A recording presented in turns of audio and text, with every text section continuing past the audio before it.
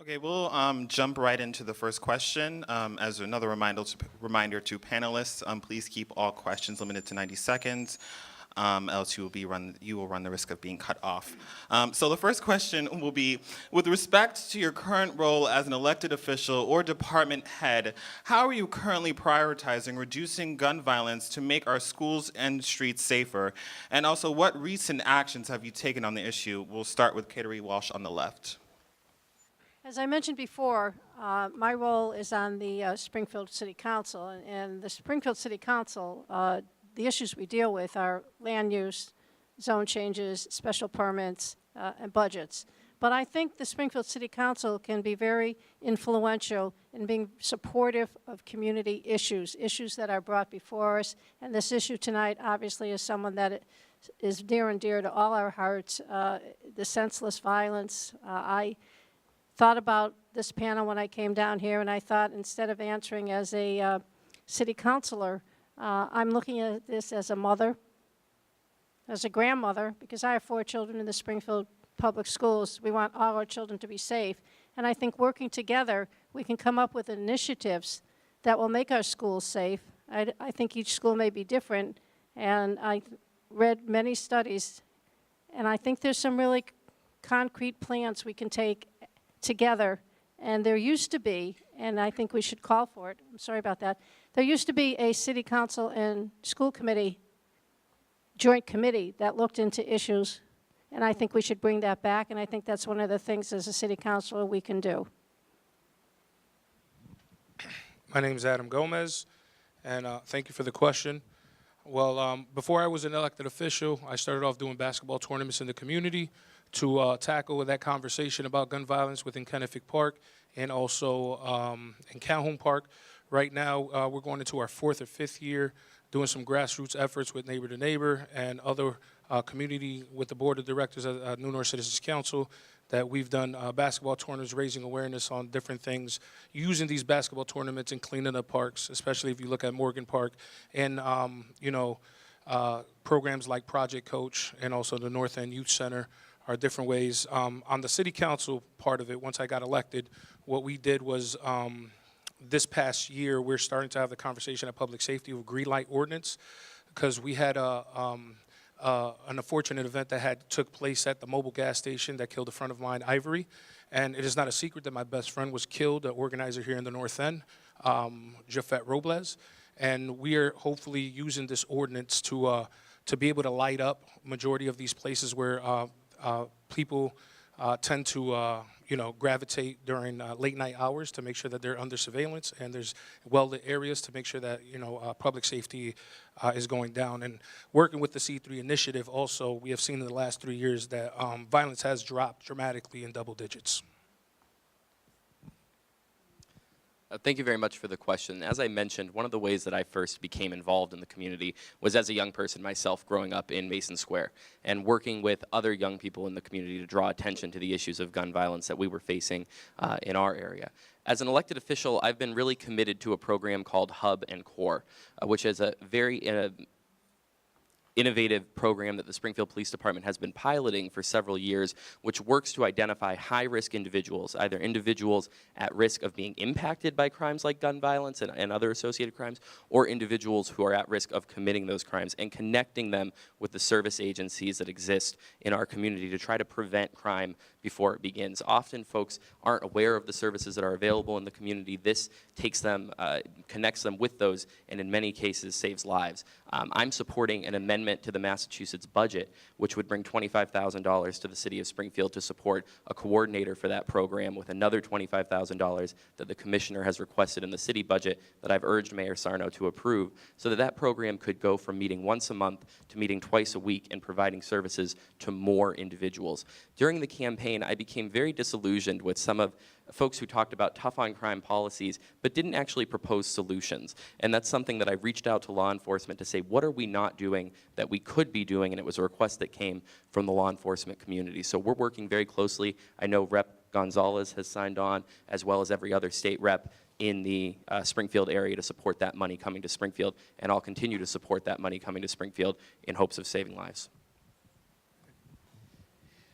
So I've been very lucky to serve as the policy director for U.S. Senator Ed Markey, who is a champion on anti-gun violence, is pioneering legislation like smart gun technology, or that while respecting people's Second Amendment rights, that they allow people to use fingerprinting to make sure that those guns are not getting into hands of other individuals and ultimately being parts of crimes.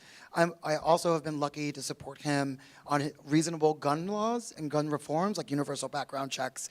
And so I've been lucky to be a part of that federal effort to make those things work. On the city council, I had a large passion for ensuring that we had after-school programs and investing in making sure our communities are safer. Not every gun violence issue is about mass shootings, which we do have to tackle. In communities like ours, we have to make sure that there are alternative activities, from jobs to extracurricular, in schools that have wraparound services to ensure our children aren't moving into at-risk situations and potentially engaging in gun violence that's affecting their lives. But lastly, as I said earlier, my dear friend was nearly killed by a madman who got a gun legally, even though he had a domestic violence record, an AR-15.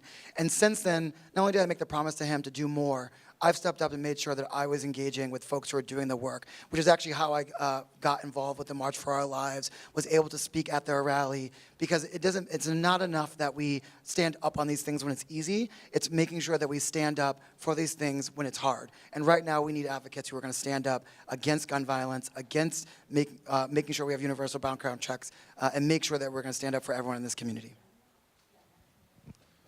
So as district attorney, I'm the chief law enforcement officer in the county, and in my administration in the last 3.5 years or so has tried to take a two-pronged approach to violence and to specifically gun violence. And the first aspect of that is to be very firm on violent crime and gun crime.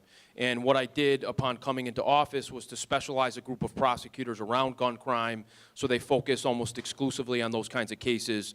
So those offenders who are coming in repeatedly often with violent offenses and offenses involving guns, we're applying the law as strictly but as fairly as possible in the Superior Court, where more serious cases are handled, all the way through our court system.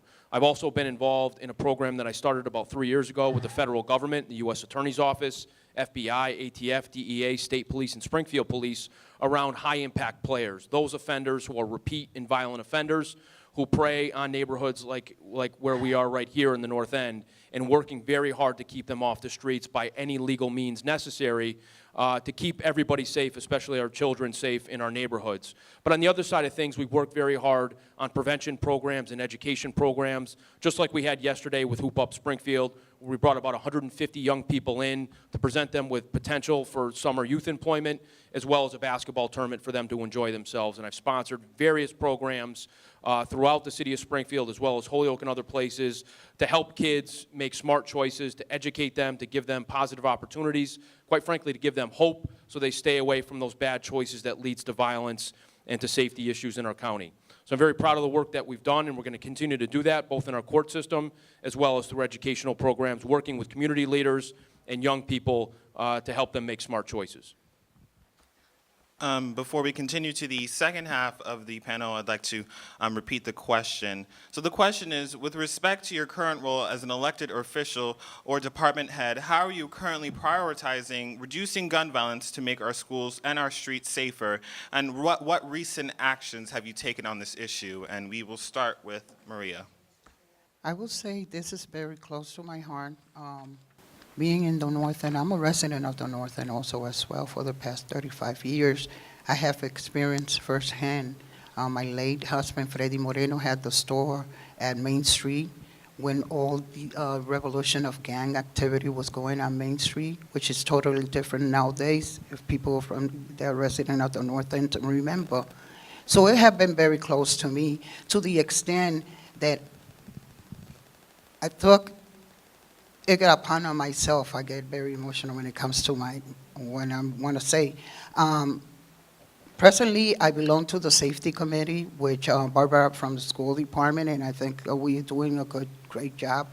My colleague here also belongs to the subcommittee of the safety committee.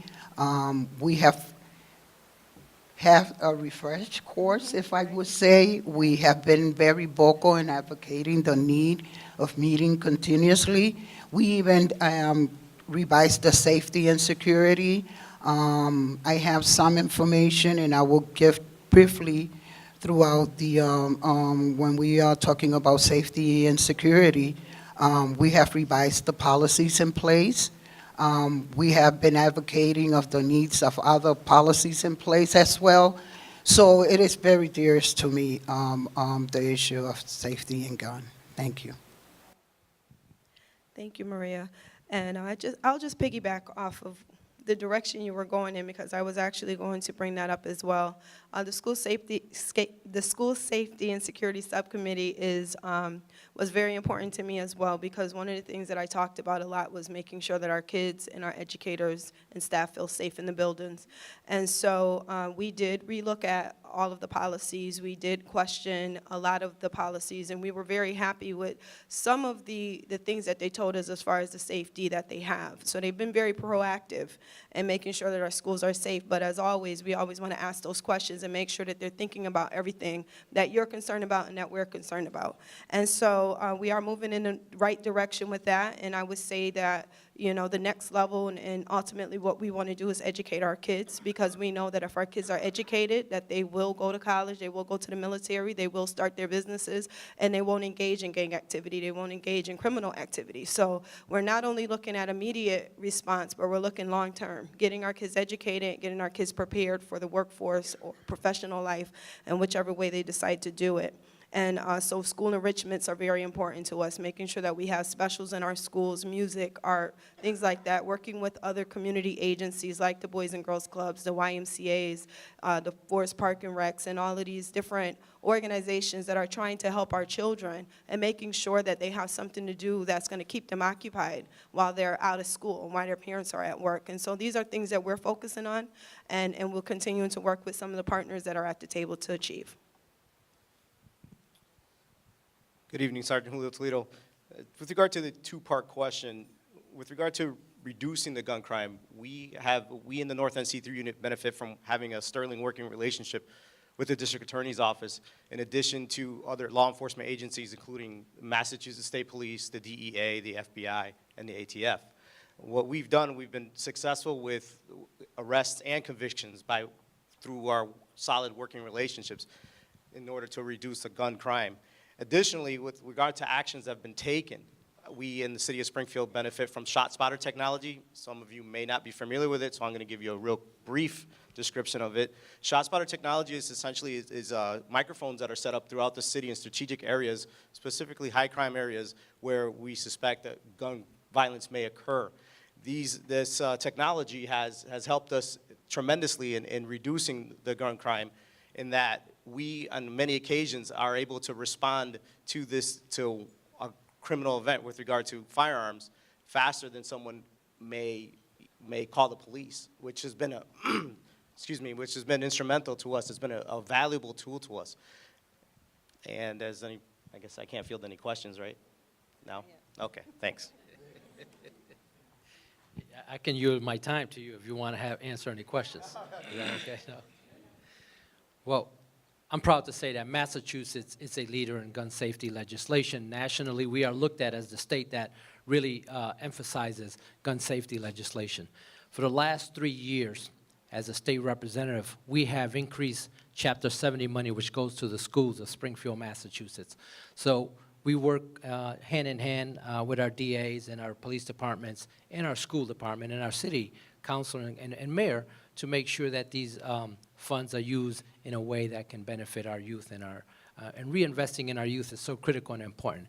And we look at, like Julio here, he runs a program for youth in the basketball program, but those kids not only need basketball, they need jobs. So we got to hold folks that are coming to create economic development in the city of Springfield to reinvest in our youth, to reinvest in our families, to reinvest in our communities, because it takes a village, right? Well, the village can't be left out of the cold. So we have to create programs that are beneficial. I will continue to support programs like the one that Councilor Lederman mentioned on the state legislation level. I've also supported many of the programs that benefit our youth, but also educationally and as well as small business development, economic development that really can take somebody from poverty to to prosperous and make a difference in their lives and in the lives of their families. Thank you. Moving on to our second question, we'll be once again starting from the far left to the far right. What is your position on an extreme risk protection order bill that was passed out of the Joint Committee on Public Safety recently? And to give some people in the audience some background information about an extreme risk protection order, it essentially is a order that is court-given. ERPO stands for Extreme Risk Protection Order, that would, if the court deemed that person a threat, it would temporarily prevent them from buying any type of firearms for about a year, and that can be, it can be renegotiated and it can be reinstated after a year. So just to repeat the question, we'll be starting with Kateri Walsh. What is your position on Extreme Risk Protection Order bill that was passed out of the Joint Committee on Public Safety recently? Well, what I know about this is what I see in front of me, and I think I would have to know a little bit more about it. Would like to know what our public safety officials, like who deal with this on a regular basis, because I would be concerned, what is the process, and how does somebody become known as a threat to them or themselves? What is the criteria? And certainly, if we can find out and we can reach out and identify people before they do harm to them and themselves, obviously it'd be something I'd be very supportive of. But I'm not quite sure how it all works.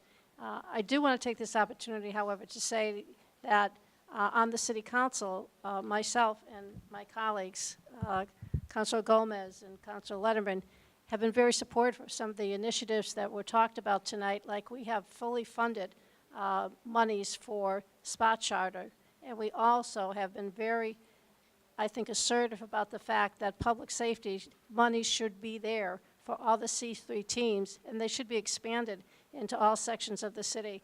Forest Park, where I live, has had some very serious situations, and as a matter of fact, at a recent church event, our pastor told us that their rectory had all the windows on the bottom floor shot out. So I think we've also got to be concerned about not only schools, but churches. My name's Adam Gomez. From what I've read from the bill H 3610, once we get some more, because there's a lot more in depth when it comes to these bills, but I don't have a problem within my powers at the City Council on filing a resolution in support and trying to figure out how we can find other legislators around our district and even our state senator. And if I was elected to the Hampden district seat, I would actually sign on to this bill and advocate around the state to motivate other legislatures in other places that would benefit from this bill if it was passed. I think suicide and also homicide is something important, and it's not just happening in the inner city, it's happening in our rural towns.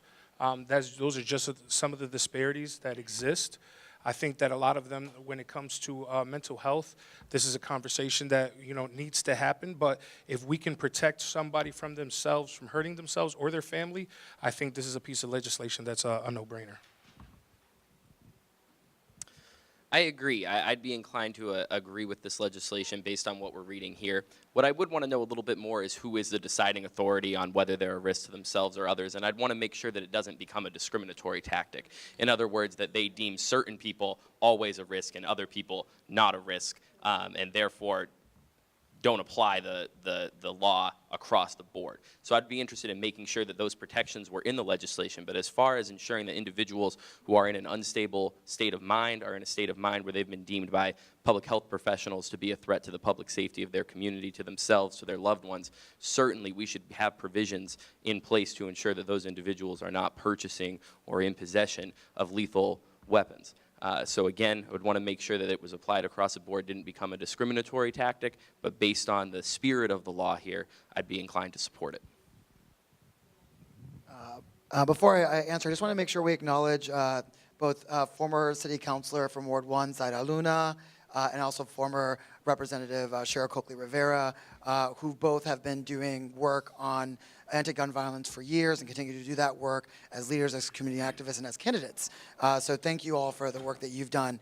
I just want to mention, not only am I in full support of this legislation, I think, as I said earlier today, my friend was shot by a madman with an AR-15 because he had a domestic violence record that didn't rise to the level of a felony to keep that. So he actually legally purchased this, walked into a hospital, opened fire on wounded individuals and doctors, and murdered multiple people. So I am uniquely passionate about ensuring that legislation like this passes. But more so, just to give it some context, we actually, to curb the opiate crisis, which has been plaguing this community, we actually have a version of this that we do in emergency rooms, that if someone does not have the ability to take care of themselves or they're a danger to themselves and others, they can actually be sectioned by medical professionals, so it's for the betterment of the community and themselves.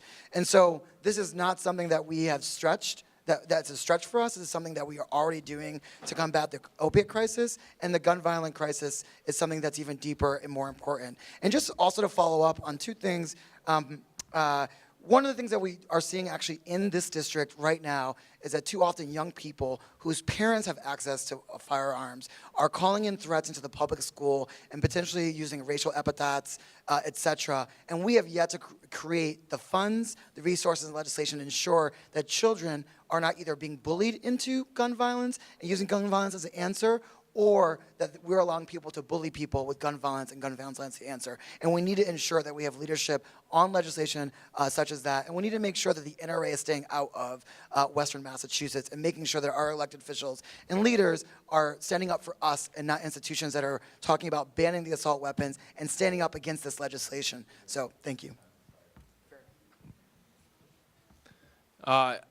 Reading what I have here, I don't know much more about this than what we've been presented. I agree philosophically with the legislation or the proposed legislation. I think we've obviously seen tragedies across the country where people who were in mentally unstable conditions have really done great damage and caused great death. So I think a mechanism in the court system for there to be a presentation to a judge, a neutral arbiter of facts, to make a decision about someone's mental state and not being in a position to possess a gun is a really good step that we can take in the Commonwealth of Massachusetts to prevent our own versions of Parkland, our own versions of Columbine, and so forth.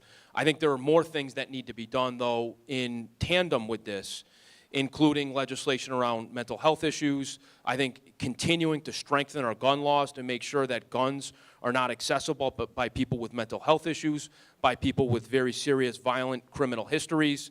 So this can be a piece, and certainly from my perspective in the criminal justice system, judges being able to make this decision upon a petition brought by a family member or something like that can, again, be a piece where we're saving lives and we're taking steps that we can take to prevent mass shootings and other violence fraught by guns. So I do support it philosophically. I would want to know more about some of the specifics, but I think the efforts being put forward by our legislators in Boston in this regard is very positive. Just to reiterate the question for the second half of the panel, the question is, what is your position on extreme risk protection order bill that was passed out of the Joint Committee of Public Safety recently? Looking at the bill itself, we have to start communicating with the community so we could get more educated of this bill. I'm just reading up synopsis of the bill itself, and one of the questions that passed on me is the temporarily. I mean, that temporarily right there, it raised a lot of questions when it comes to this bill. In terms, how are we going to judge who's entitled to have a gun or not? That's another conversation that we need to entertain. So I would like to get more educated in terms of this bill because I'm pretty sure that it's more information that is being presented here tonight. Thank you. Thank you. I think that anyone who really cares about people definitely would support any legislation that's going to protect us. I think the questions that have arisen as far as biases or discrimination against certain classes of people is something that we definitely want to think about. My concern is that we don't want to forget that as this legislation is passing, that there is still a big issue with people illegally obtaining guns, and most of the people that I know that have been shot, including myself, have not been shot by people who have gotten a gun legally. It's been people that have got one illegally. So I don't want us to forget when we start to have these conversations that we have a lot of our children that are dying on the streets that are being killed by people who are getting illegal guns. Thank you. Good evening. I'm going to be candid. This is the first time I've heard of this bill as I sit here today. So I have no knowledge with regard to besides what's been said here today. The only thing I can say is that if it's unfairly, then it would be reasonable. But that's my position on that. Okay.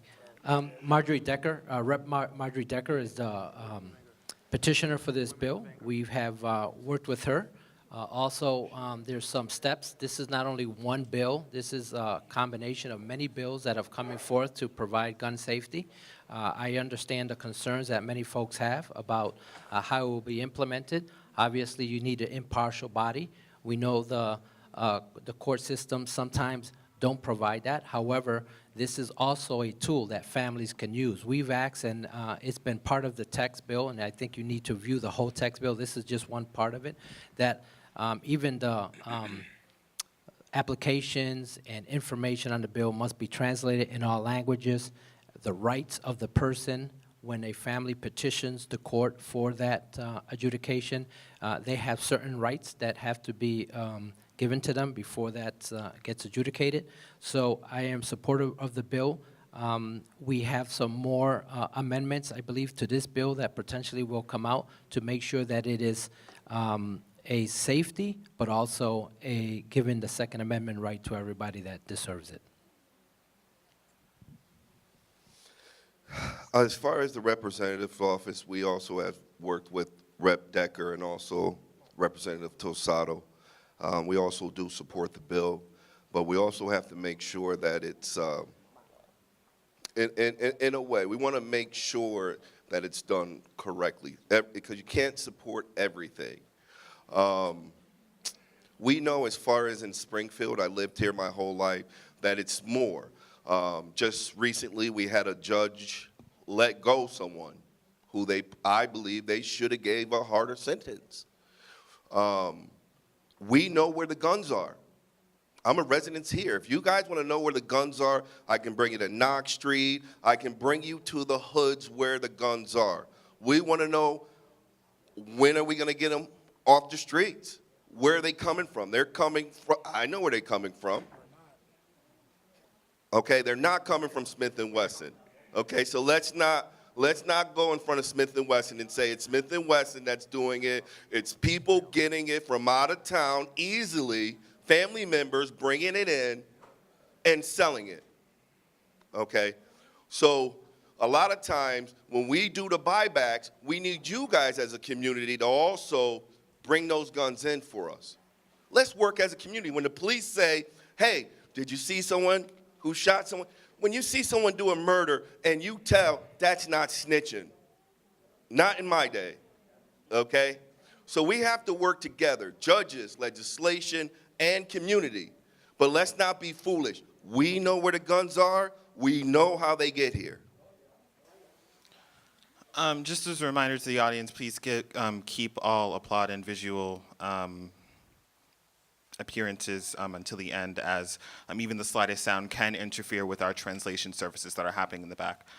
For our third question, I'd like to invite co-founder of the Springfield Teens for Action Springfield, Sarah Reyes, to ask the third question at that microphone to my right. So my question actually is regarding Smith & Wesson after that. So they have their corporate headquarters in Springfield, as we know, and they manufactured the weapon that was used in the Parkland shooting. And furthermore, their CEO donates huge sums of money to the NRA, and the corporation doesn't do anything to give back to the community, even though the violence that's inflicted with the weapons that they manufacture takes lives and money from the community. And we've asked them, the community has asked them to stop these harmful actions and be on the right side of the gun violence movement. On March 14th, a group of students protested outside their gates and asked for a meeting with their CEO to discuss these concerns and how they can be a part of the movement to address these concerns. And on March 24th at the March for Our Lives, we repeated these demands and asked them to stand with us again. And on April 20th, we will ask that again. And on April 27th, we will ask that again. So I am wondering, how are you, in your respective offices and positions, supporting efforts to open up a dialogue with Smith & Wesson being in Springfield and hold them accountable while recognizing that they do employ large numbers of the community and are an institution in the community?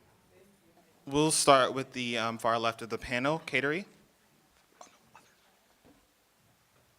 I don't know if I'm happy if you're always starting with me. Other people have so much more expertise in these fields. I have to agree with the approach that Malo Brown just mentioned as far as Smith & Wesson goes. I mean, Smith & Wesson is a corporate citizen of the city of Springfield. They've been here a very long time. I have found them to be very supportive of our veterans. I certainly wouldn't want them to be a business that leaves the city of Springfield or does not continue. They have a rich history here. And while I think this is a very healthy dialogue, I think we have to really look at other root causes of things. Who is actually doing the shooting? It wasn't Smith & Wesson. Smith & Wesson did not do the shooting. I think we have to look at the individuals, and there's a lot of positive things being said today about how we identify those individuals and how we as a community can provide a safe environment for our children. Not only that the schools are safe, but that they feel safe.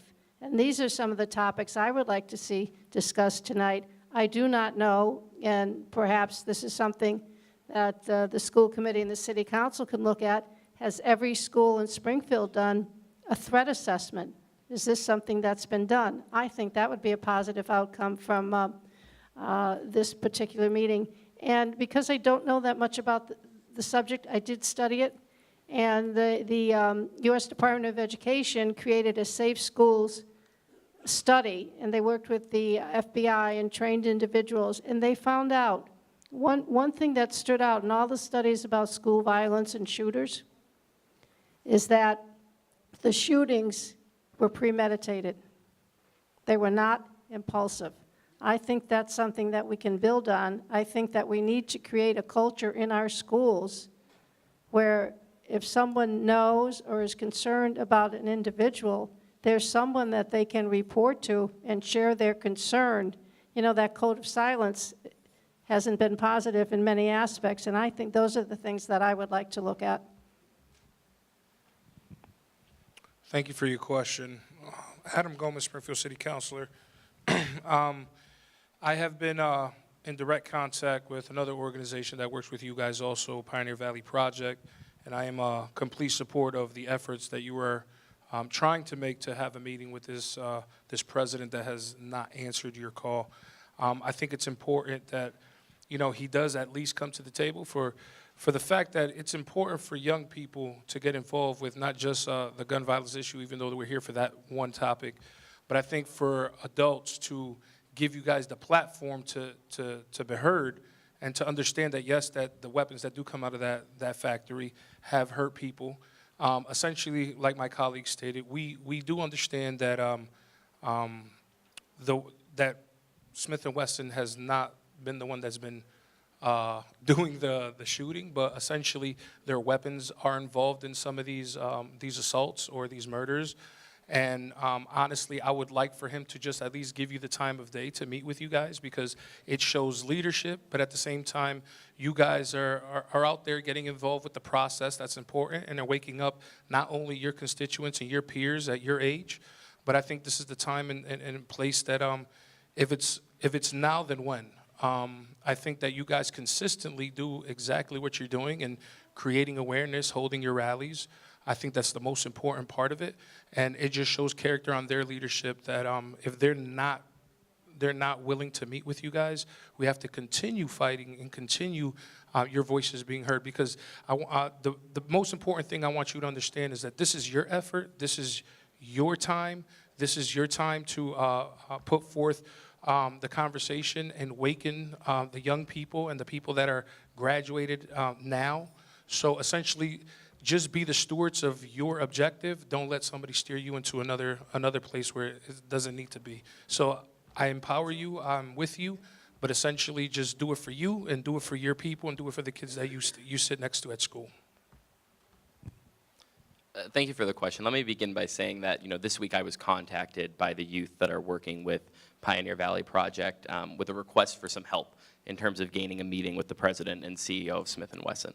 I am firmly supportive of that meeting occurring. I've pledged to reach out to the president and CEO of Smith & Wesson to encourage him to meet with youth from the city of Springfield and hear their concerns and start a dialogue around what Smith & Wesson can do to be supportive of efforts in terms of decreasing gun violence in our communities across the country and here in Springfield. And also, I know the media is here. I'll say it right now. I call on the CEO and president of Smith & Wesson to meet with the young people from Springfield who want to talk with them about their concerns related to their community. No one here, I haven't heard anybody of those young people or here call for Smith & Wesson to close. I haven't heard them call for employees to lose their jobs, but what I have heard them call for is for Smith & Wesson to be a part of the conversation, to have a positive impact on decreasing gun violence across the country. And Smith & Wesson should be committed to policies that do just that. They should be committed to smart gun safety policies, to legislation that ensures that individuals who are owning guns are individuals who should be owning guns, who have had the proper background checks and the proper analysis to prove that they are holding it for a legitimate reason and don't intend to harm the community.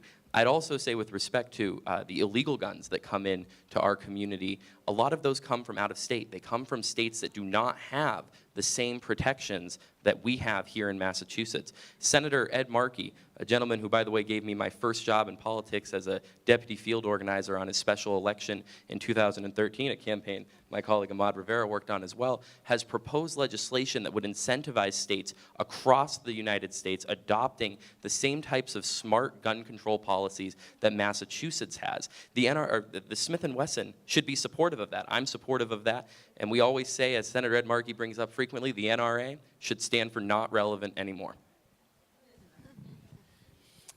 So I think we both work for Ed Markey. So thank you for bringing that up. I want to say that there's been a long history of Smith & Wesson being a part of this community, both as a corporate citizen, a longer history about where Springfield was around the Revolutionary War, really being a center of economic activity for that. During this time, Massachusetts adopted the strictest gun laws in the country. And this business has been able to thrive, invest in other jobs, create corporate responsibility. So the idea that we would ask for partnership and engagement from any corporate citizen in Springfield about reasonable background checks, universal background checks, reducing gun violence, and making sure dangerous people don't have access to weapons is something that we should expect from Massachusetts businesses. And we already know that Smith & Wesson has been able to thrive in a district and community that boasts the strongest gun legislation in the country. We actually have the least amount of gun deaths comparatively. Any gun deaths is a bad gun death, but we have the least across the country. And so I fully stand with March for Our Lives students asking for a reasonable conversation to get a national corporate citizen to be able to talk about corporate responsibility both in our state and others. I applaud the work that people are doing to ensure that communities around us are stepping up their gun legislation to ensure that people are not going over the border and bringing back illegal weapons and ultimately engaging in crimes as well as potentially getting access to weapons for mass shootings.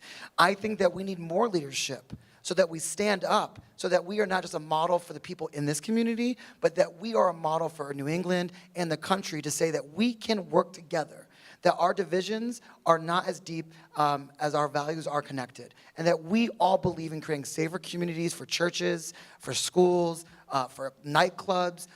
We should be able to go, play, work, educate, and teach, and not worry that a madman will get access to us. And I totally and fully believe that Smith & Wesson wants to be a part of that conversation, and I would call them to do that in a way that we can all hear and they can get things done, and we all benefit together at the end.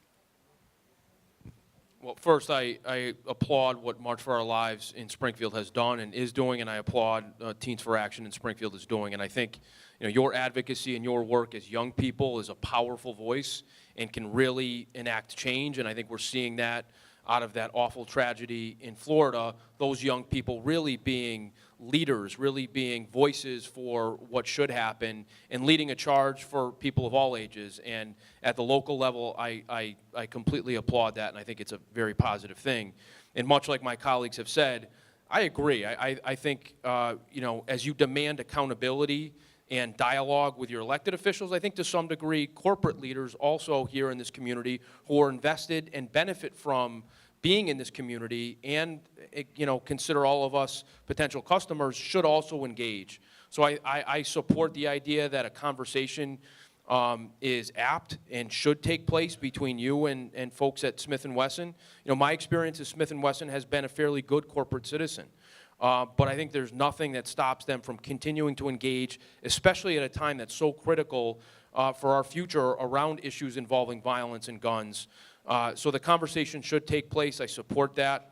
And again, I congratulate you for the work that you're doing and working on something positive and leading not only young people around you, but all of us in our community and standing up for what you believe is right. So again, congratulations and thank you. Thank you. To reiterate the question for the second half of the panel, how are you supporting efforts to hold Smith & Wesson accountable while also recognizing that the company employs large numbers in the community? Do we want them to stop selling assault weapons to the public? Because those are the types of weapons that have created shootings in Parkland, in Aurora, Colorado, and in San Bernardino, California. It was Smith & Wesson's assault weapons that were used. Thirdly, we would like them to create a community compensation fund to pay back the community for the money and the lives that it has cost them.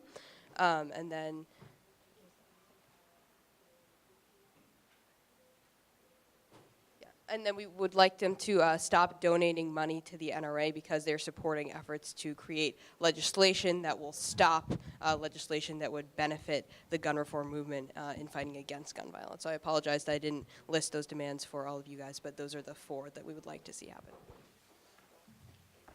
And we will continue on that note with Maria. Thank you for the explanation. I think what you just presented, we have to work as a team. I always believe working as a team, including the city council, school committee, the community. This is, right now, we just been informed about the demands, the 4 demands that you're asking for. So this opens a room for conversation, even with the DA office. In terms of that, I don't think we should, sometimes strategizing is what I'm trying to say, effectively. It makes the CEO, not us come to them, but them come to us. So I approve hardly what's going on because I have it experienced myself. But we need to strategize how is the CEO is going to come to the community. We don't need to be knocking on doors for the CEO to come. But if we team up, having the city council, school committee, DA office, and strategize, I assure you that he will answer the questions that you're asking for. Thank you, Maria. I appreciate that. That's exactly what I was thinking, so I'm not even going to go into it. I agree with everything that has been said as far as this initial meeting at least occurring. I think that anyone who has been a corporate citizen, and I looked briefly at the internet just to get an idea of some of the investments that Smith & Wesson has made, and they have been a partner in our district and donated money to our schools, particularly Putnam, and partnered with Putnam. And so I do know that they have the ability to be corporately responsible, and I think that this is something that I think needs to happen in order to reassure our students that are coming out of our district that not only are they willing to partner with us in a vocational setting, but also to just hear what we have to say when it comes to our safety. Good evening. First of all, I'd like to say that I'm very impressed given that your involvement at such an early age. I know when I was that age, I was certainly not concerned with politics when I was in high school. That being said, I'm surprised that Smith & Wesson hasn't had any dialogue with you, and I would be supportive of that. I think that as you continue to insist having a meeting, I'm confident that you'll find success in having that meeting. With regard to stopping assault weapons, I would only caution that a lot of the weapons that are used illegally are not always assault weapons. They're pistols and firearms and revolvers. So I think that might be an uphill climb for you. Again, that being said, I commend you. I'm very impressed, and I wish you luck. Good luck. Thank you for the question. It is groups like you and efforts like this that have made Massachusetts a leader in sensible gun control. So I am proud to say I'm a state representative. And to be here with past state representative Cheryl Coakley Rivera, who I'm trying to fill up her shoes. These legislators listen to you, and we work for you. And that is the important part of what's not happening in Washington, D.C., where there's no dialogue. Everybody takes to the side. So I commend you for asking, and I've drafted a letter asking the CEO of Smith & Wesson, upon a request by a group like yours, to meet with you. So we hope they can, but we can only encourage them to do so. But legislation is going to have to come from the top, from the federal government, because business, and no matter what business you're in, and let's not kid ourselves, it's the bottom line, okay? Smith & Wesson sells guns and assault weapons. Unless there's a ban on assault weapons, they will continue to sell guns because the supply and demand. So we have to encourage them to meet with you. We know that we have to work with our senators, Markey and Warren, and our congressional leaders to continue to emphasize in Washington, D.C., the importance of gun safety. And if they could mimic 50% of what Massachusetts have done, we can say and consider ourselves proud because Massachusetts has been a leader in these efforts. And we'll continue to support those efforts in any way possible.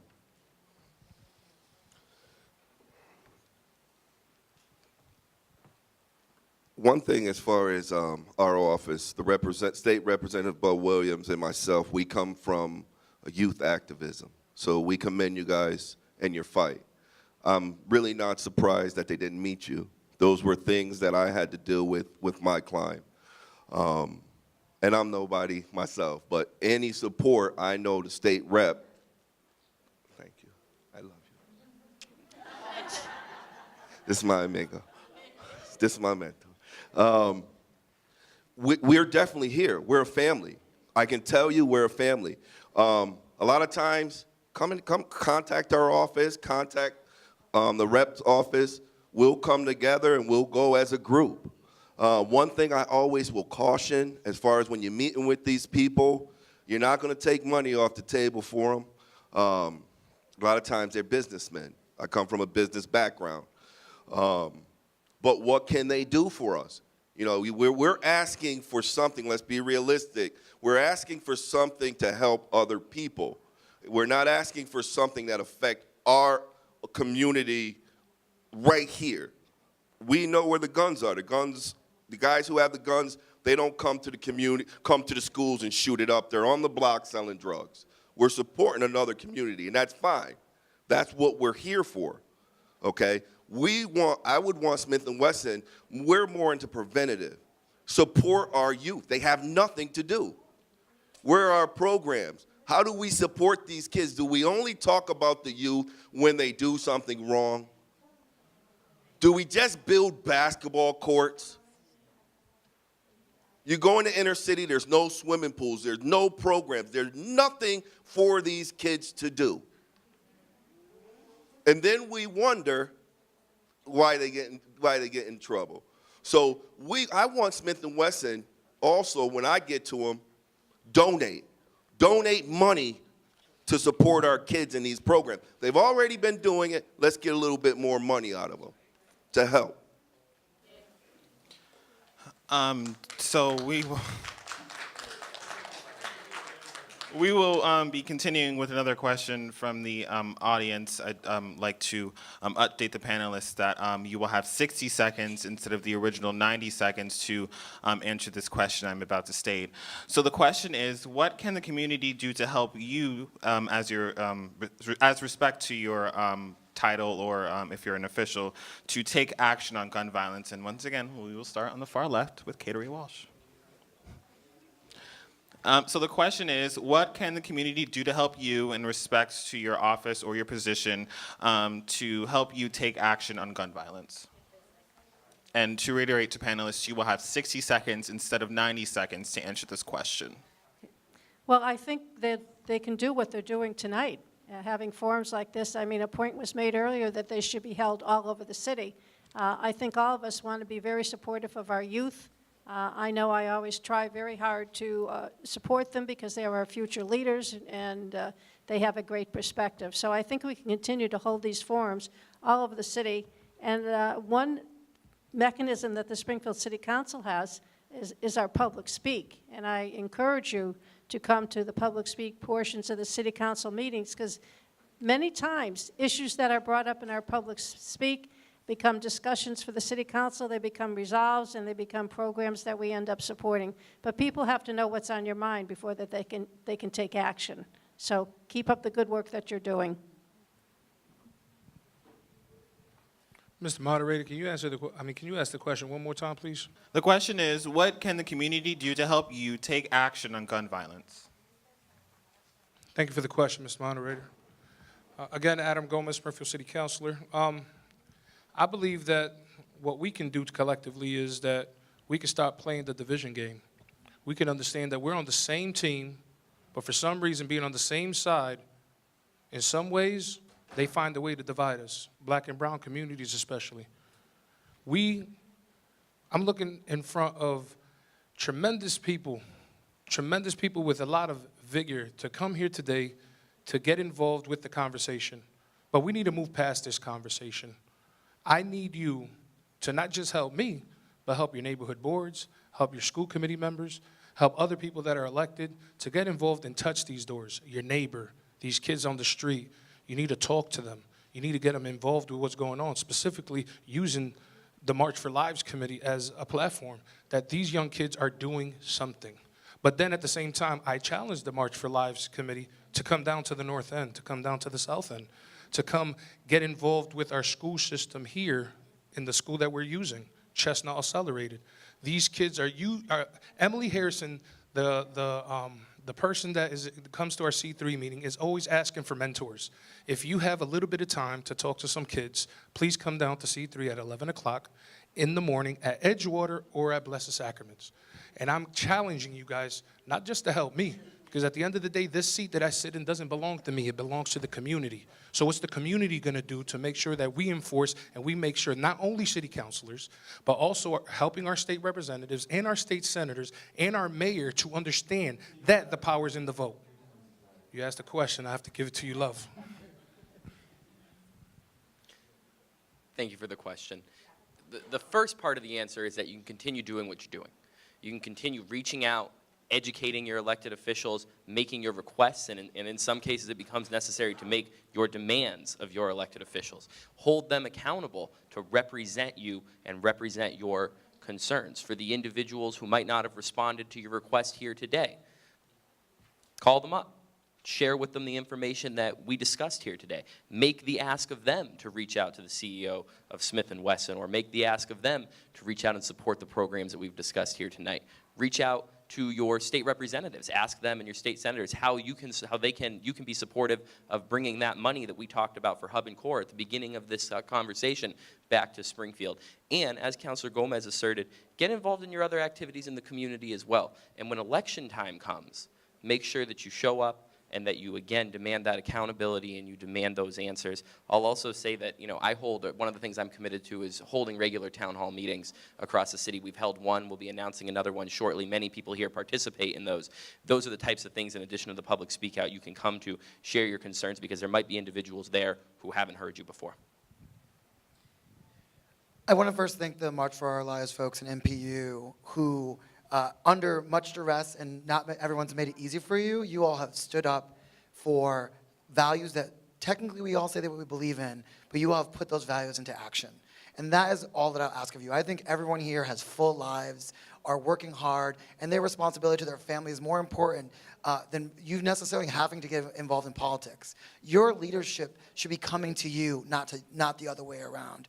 The accountability that you should be holding folks to is that they should be engaging you on the issues that matter. And right now, one of the #1 issues in this state, in this community, is curbing gun violence and making sure the NRA isn't controlling our city councilors, our mayors, our state senators, our state rep. That's the thing, only thing I'll ask you is hold them accountable for doing the work of representing you. Their job is to full-time represent you. It's not your job to full-time to make sure they're doing their job. So if they're not doing it, get rid of them. If you want them to do better, ask them to do better. If there's a time for you to do something, it is now. We need people who represent us, our issues, and who are going to do the work to make sure you don't have to. Thank you. I really believe that the people sitting on this side of the room can do more collectively than the people on this side of the room. It is the community who is the most critical partner to making sure that all of us are safe, all your communities are safe. Needless to say, your presence here tonight means a lot, having the conversation, but it's more than a dialogue, it's more than conversation. You have to engage, and we're so fortunate to have a very active C3 here, led by the Springfield Police Department and folks with the New North Citizens Council. Jose, who was here tonight, does a great job. Engage with them. Be active participants in your own safety. Engage with your police officers. When something happens, talk about it. You know, you need to take an active role. There are crimes that go unsolved. There are cases that go without a conviction because police and prosecutors don't have the cooperation of the community. We need to speak up. We need to hold our young people accountable. We need to make sure that your young people, whether they're sons, grandsons, granddaughters, nieces, nephews, know what they're doing in their lives. Be active in their lives and know who they're with and what they're doing. We can collectively do much greater than what we can do alone. So please stay active, be alert, and be an active participant in your own safety. Thank you. To repeat the question for the second half of the panel, what can the community do to help you take action on gun violence? Well, I think tonight the community has come out and responded. I think going to your local C3 meetings, that's important. Bringing awareness to those meetings, informing the C3 meetings. I was one of the founders here with the C3 meetings many years ago, and it turned out to be a pilot program nationally, not locally, but nationally. I think that's the start. I give you thanks for having the courage. I am, besides being a school committee woman, I've been an activist for the past 40 years. I commend you. This is the beginning of it. Holding these meetings, like I said from the beginning, in other sites of the city would help bring awareness. I mean, sometimes we get tired, but at the long run, it will pay off. So thank you very much. And whatever meetings you think that we should be attending, extend an invitation. Sometimes we are seeing that we are on the other side of the map, but we are the same path with other differentials, because always difference are going to come in place, but we have the same goals. Thank you very much. Thank you. And so what can the community do to help us in our offices? I think that number one is get involved in the movement. A lot of times people want to talk about it, but let's be about it. Let's do something about it. Let's find out what can you do to contribute. Mentor a child. Take a child under your wing. Be concerned about somebody's child or somebody's children. These are our children. I don't care what they're doing. I'll stop a kid in a minute and say, hey, put those hands up. I don't care. That's not my son, but he is my son because he's somebody's son. And so we have to be accountable. We have to think about prevention. Everybody's talking about right now, what can you do? Well, that's good, but let's think long term. The kids that right now, 4, 5, 6, 7 years old, they're not involved in anything. They're doing good things. They have all this wonderful innocence in their life. Let's build on that. Let's continue to pour into them, continue to volunteer and tutor, get involved in our local youth centers. Many of them are open and don't have they have not enough kids coming in the doors. We need more kids in our youth centers, so we need more volunteers to help them. But also, last but not least, is go to a school and get in the schools, get inside the buildings, and participate the best that you can. Thank you. Good evening again. It is my firm belief, and I firmly believe this, that there are a lot more decent, law-abiding citizens in the north end of Springfield than there are criminals, right? That being said, we need to foster an environment where the criminal is afraid of the law-abiding citizen and not the other way around. And having been a founding member of the North End C3 unit, I can tell you that because of the relationships that we've built with the community in the North End, and because I'm from the North End and I'm passionate about this, right? We've been highly, highly successful by any measure in the North End. In the last 3 years, we have decreased the crime rate 3 consecutive years by double digits, which is unheard of. In 2016, we led the city with regard to reduction of crime rate. The reason why I say this is because the only reason we are successful is because of the community. One hand washes the other. The police are the public and the public are the police. So I would encourage you, I would challenge you that you're here today because you care. Next time, invite a friend, invite a neighbor, and make the numbers grow. Thank you. Let me just add what Officer Toledo said. But one thing I do want to just state is that I don't think we have more law-abiding citizens. I can guarantee you we have law-abiding citizens in the north end of Springfield and in Springfield, Massachusetts in general, and in this country. We have to continue to work together. Working together makes a big difference. The March for Lives movement, powerful movement. We lost many kids in the schools, but we're losing many of our young people on a day-to-day basis in our streets, in our communities, everywhere in this city and also in this country. So the March for Our Lives, what can you do for me as a state representative? You can get out to vote. That is the key. 80% of the people that voted in the 10th Hampden district were over the age of 50. Less than 2% were 18 to 34. We need to get the vote out. And that creates leadership in your elected officials that will listen to you and will respect you. And most of the folks here are on the same agenda. I hope you take this message to many of the other communities that tend to vote in a different way that we do. Thank you. First, I'd like to commend MPU for putting this together and March for Our Lives. Basically, I would say we have to combine. We have to get stronger. Contact everyone. Bring everyone to the table.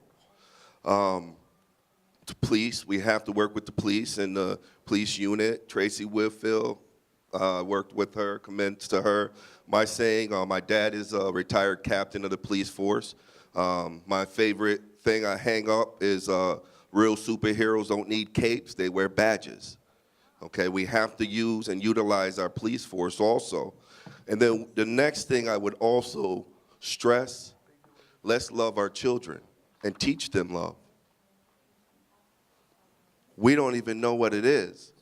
The only thing we know is popping bottles and the type of images that we see in today's society and what they promote. To tell someone you love them is frowned upon in our community. We're looked at as being soft. Let's reteach our children how to love. I'd like to thank everyone for coming out. I'd like to thank the panelists for coming. You know, what I'd like to say is not all heroes wear capes. And that may not make sense, but not all heroes wear capes. And you guys are heroes too. And it's important that the community, in conjunction with elected officials, fight, essentially, because we are a tag team, and when we are a team together, we can accomplish anything that we can possibly imagine. And I think it's really important that you come out of this knowing that A, you came here, educated yourself on the positions of your elected officials, and you can go home and go to sleep knowing that you know more than before you walked in here. So I'd like to thank everyone for coming. If you'd like to speak to your elected officials, feel free to. If you'd like to speak to me or Sarah, feel free to. And I hope everyone has a great night. Thank you.